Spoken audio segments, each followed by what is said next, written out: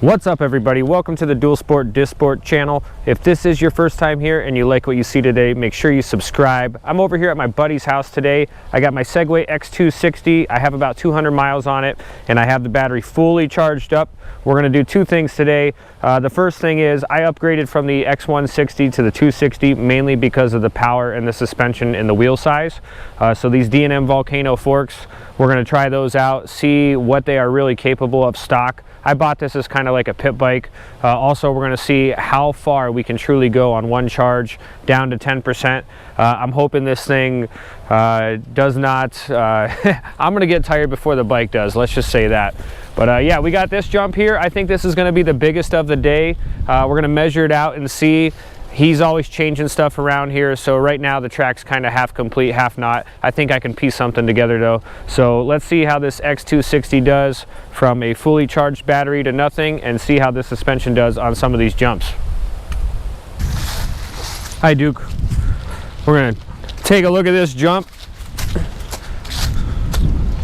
It's a pretty good sized jump.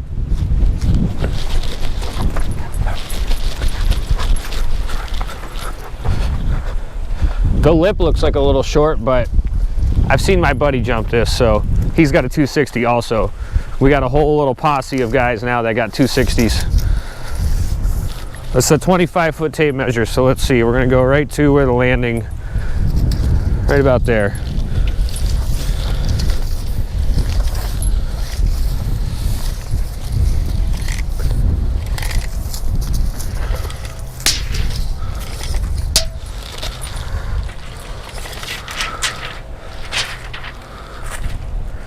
$22, well there's 25 right there, so I'd say add another foot.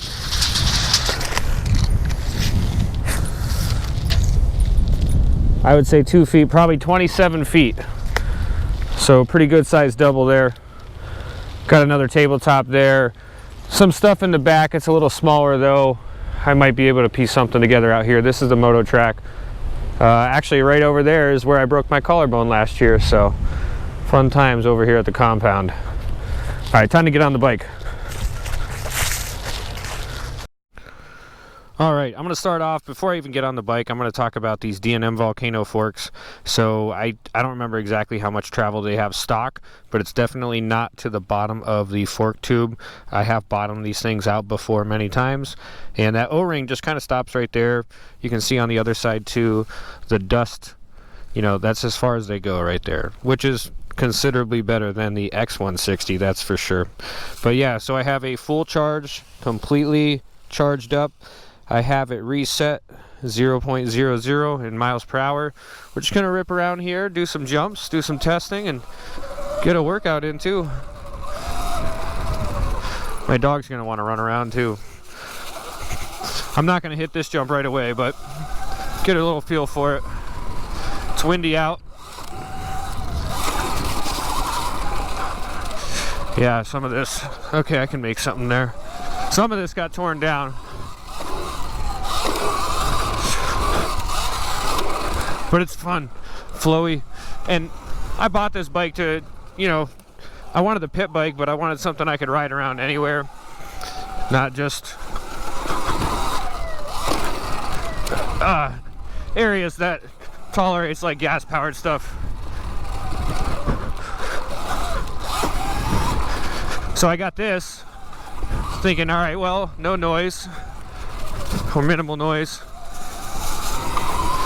I could still probably jump on it a little bit. I can ride around in my backyard and no one says anything. And so the first one I got, the X160, it was sweet, but it's just not enough. If you actually like want to ride these things like a pit bike should be ridden. But this is, in my opinion, funner and more stable than a pit bike. The wheels are bigger, the wheelbase is longer, which makes it more stable. Yeah, I don't think I'm jumping this one the way it is right now. I wish, but he had some real nice jumps over on the other side.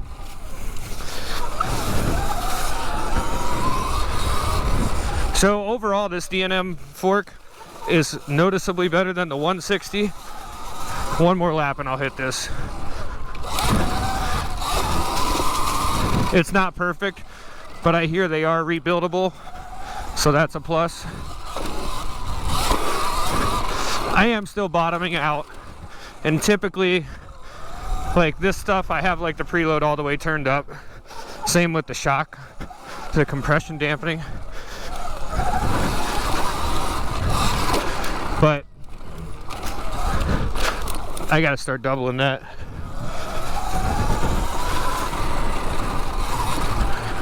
All right, gotta find my dog. Well, gotta tie my dog up. Let's go. Come on.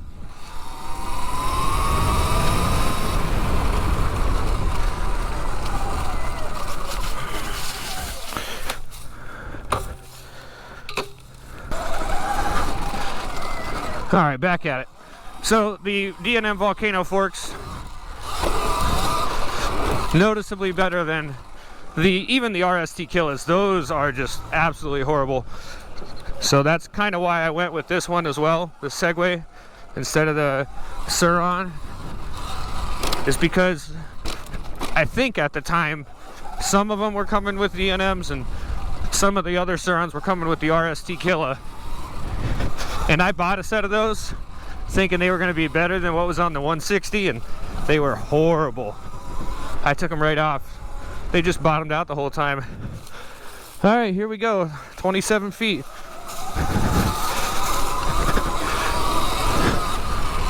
Oh, smooth.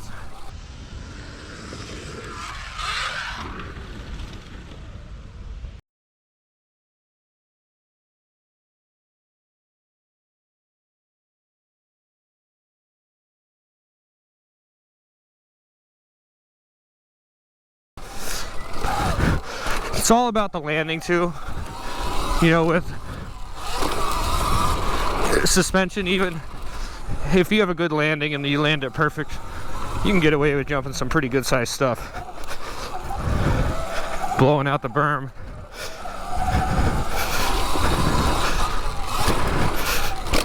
I need to start doubling that.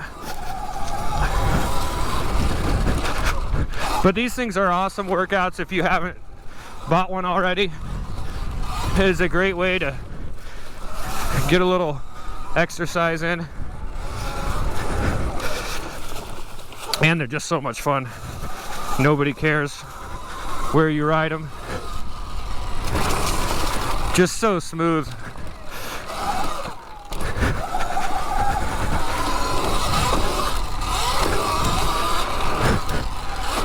When I first got on the 260 compared to the 160, it's not even the same bike. I mean, I get it, it's the same frame and base components, but everything makes a difference. And the wheels and tires and suspension on this one make a huge difference. I'm already starting to get a little winded. It's been a while since I was able to ride. It's been wet.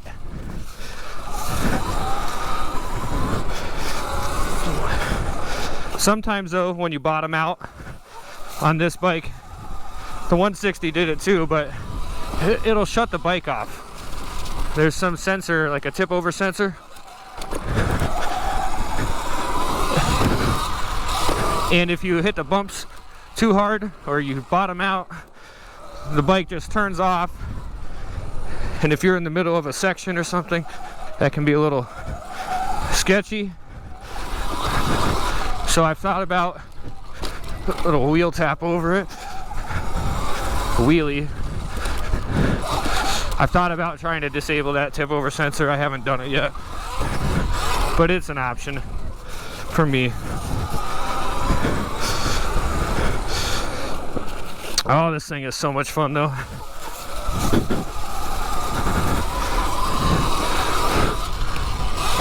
Man, that jump is like built for these, I swear.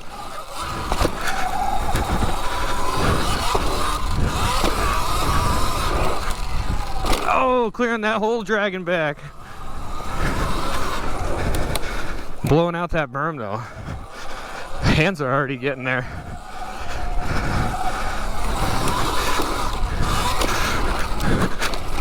As far as mods, this thing is bone stock. The only thing I've done to it is put these hand guards on. I think that's it. There's something else I did too, I don't remember. So, one thing I got a note about the D&M Volcanoes I don't like, check this out. This is the front brake line, and it's supposed to travel up, and it probably was due to, I gotta catch my breath, who assembled this bike as well, but you know, this is supposed to travel up and down through this clamp, so I'm gonna have to pull it out from behind the number plate and see if I can get a clear range of travel. But all three of our 160s, that guys know that I have them, they're doing this where the brake line is flexing instead of traveling. Oh, that's so fun, smooth and fun.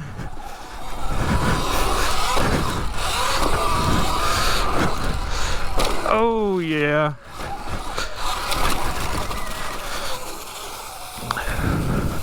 Well, it used to be about double the size until a couple days ago. There were some big jumps, like arena cross style booters.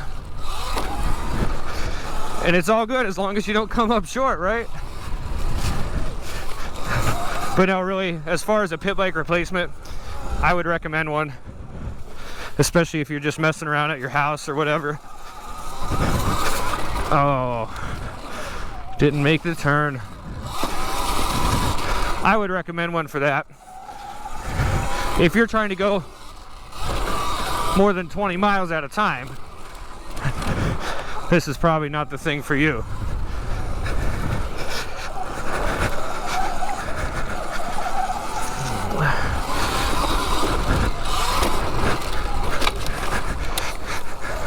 That's a hard one there. It's just hard to get your form down on that one.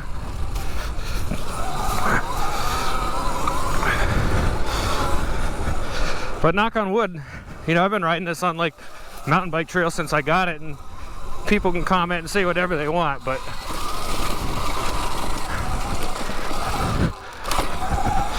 I want to enjoy the trails too, and some of those motocross injuries catch up with you. Let's just say that. And I'm not really tearing anything up. If anything, like where I live, I'm one of the people that actually keeps the mountain bike trails tamed down, because sometimes they just don't get used and then they get all overgrown. It's amazing how quick some of these trails grow up if you don't ride on them. So if anything, I'm like one of those people that are out there freshening up the dirt, making sure the trail doesn't disappear, and especially fall time of year when all these leaves are here. Sometimes you just don't know where the trail's at. A little 90 almost.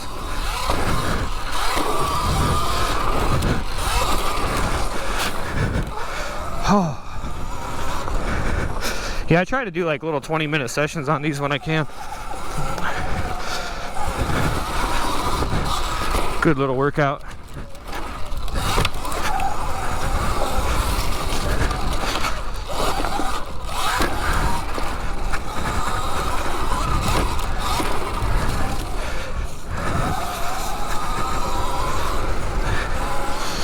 Alright, let's do a little preview of the rest of the track.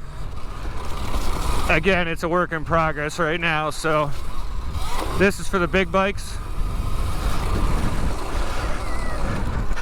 This is the one last year I broke my collarbone on. I was jumping this all day too and just frame cased it right here.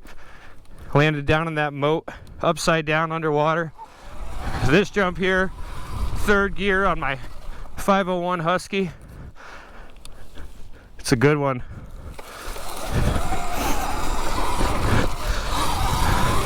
It's like a straight rhythm section.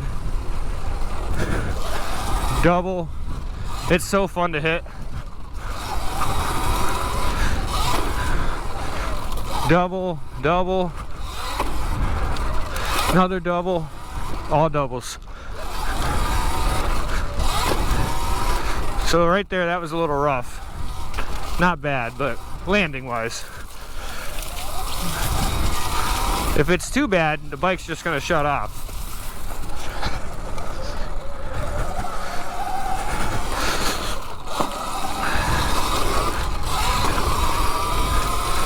Coming into a single roller section. On a big bike, you can double these. This jump we call El Megalodon. I can't even go over it.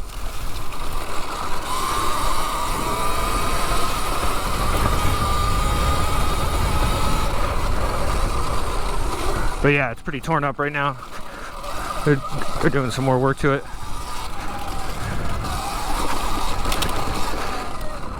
But yeah, we can just come back here and rip, mess around.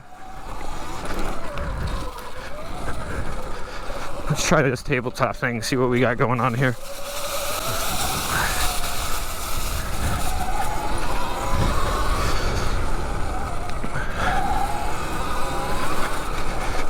A little bit of puddleage.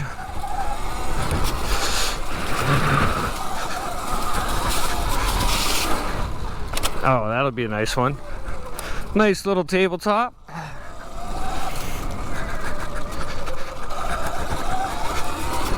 Standing up. Oh, okay. No problem. I gooned that thing. You can see how confident I was. Not confident at all. All right. That's a good jump. Maybe I can get something put together back here.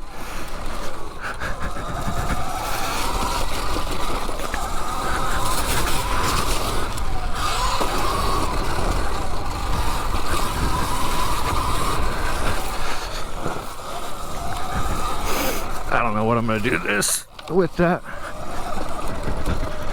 Maybe back over there.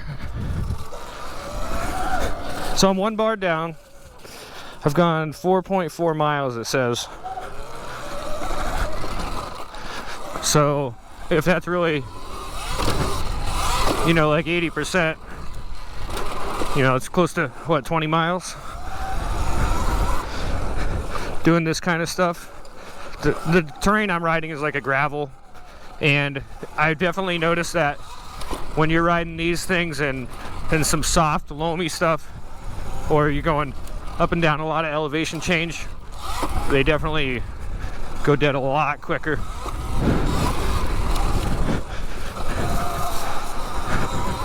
Alright, let's see what I can do with this little section. Standing up first.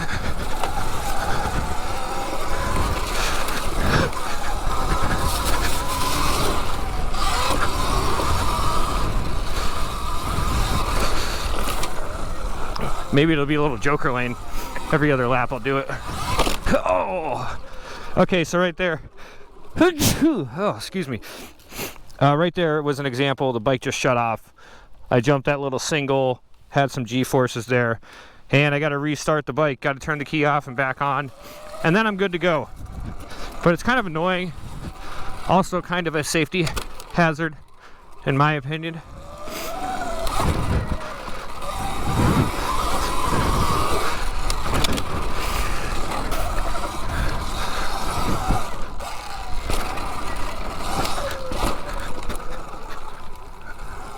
Fun little jump.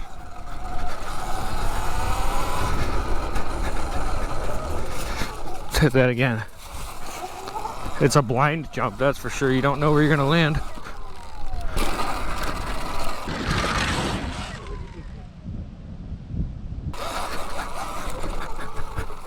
Yeah, it's fun. So I'm down to 3 bars now, and I have went 6.7 miles. So we're almost oh, too short. Cased it. We're almost to 7 miles now. So what is that? Closer to, you know, maybe 16 miles? Or is it probably less? We shall see. I do notice a difference in performance too when it gets down this low. Not crazy, but when it comes to, like, you know, hitting jumps out of a corner or something, I definitely notice it. Wheelie game is off today. So the shock, I haven't talked about that much yet. The shock's pretty good. It's definitely less of an issue than what the forks are on some of these bikes. I have heard of people doing a Fox shock. You know, maybe if I didn't have like an actual motocross bike that was made for jumping, I would do all that. If this was my only little dirt toy. But this is more of a fun mess around bike for me. So I'm not going to be dumping a ton of money into Fox shocks and Fox 40 forks and everything else. Because if you do that, you might as well buy a actual electric bike. Or like a KTM Freeride Alta, if you can find one. That was a real bummer. Alta Motors, if anybody doesn't know, they had a US made electric dirt bike and it was good, just ahead of its time a little bit.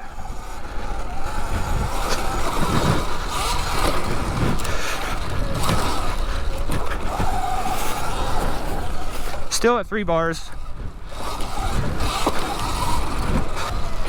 Okay, I'm at 39% and I've gone 8.2 miles. So I'm below half at 8 miles. So I don't know, maybe 12, 13 miles in this type of terrain. And you know, it is pretty flat, like overall. I don't have much elevation change. But I can definitely tell I have to preload that jump now. I wasn't having to do that before. This too, it's a little harder. That one's still no problem, momentum wise. A lot of these bikes are, you know, it's all about momentum and how you carry it. Or don't sometimes. That's the problem. But people like that come from a dirt bike, you know, they ask, oh, what's it feel like not having a clutch? And, you know, how can you get going quickly out of a corner? You don't pop the clutch. And like, these things are so torquey, you really don't even need it. Big preload on that one.